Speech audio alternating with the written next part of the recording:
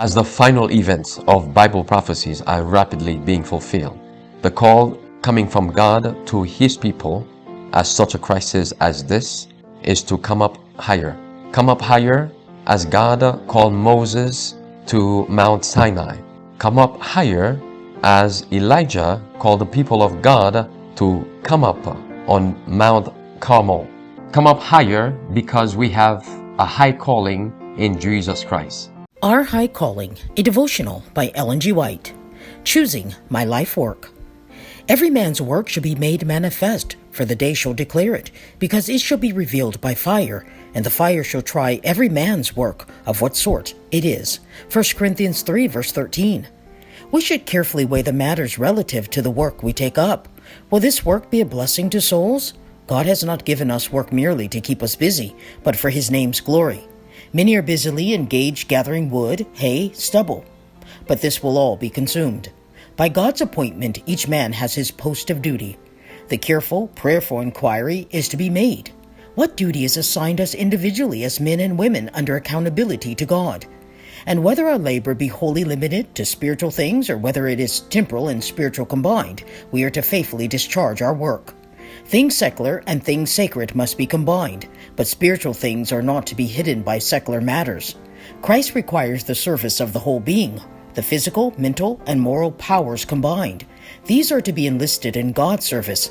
Man is to remember that God has the ownership of all, and that his pursuits are invested with a sacredness that they did not possess before he enlisted in the army of the Lord. Every action is to be consecrated action, for it occupies God's entrusted talent of time. Holiness unto the Lord is inscribed on all the actions of such a one, because his whole being is brought under subjection to God. No business is to be undertaken, even in ordinary life, if it is corrupting in its influence upon the senses. We are in the Lord's training school, and He has His own appointed means whereby we may be brought into His service. Many are troubled because they are not working directly for the advancement of God's kingdom, but the humblest work must not be ignored. If it is honest work, it is a blessing and may lead to the higher parts of the work. Whether we have 1 year before us or 5 or 10, we are to be faithful to our trust today. We are to perform each day's duty as faithfully as though that day were to be our last.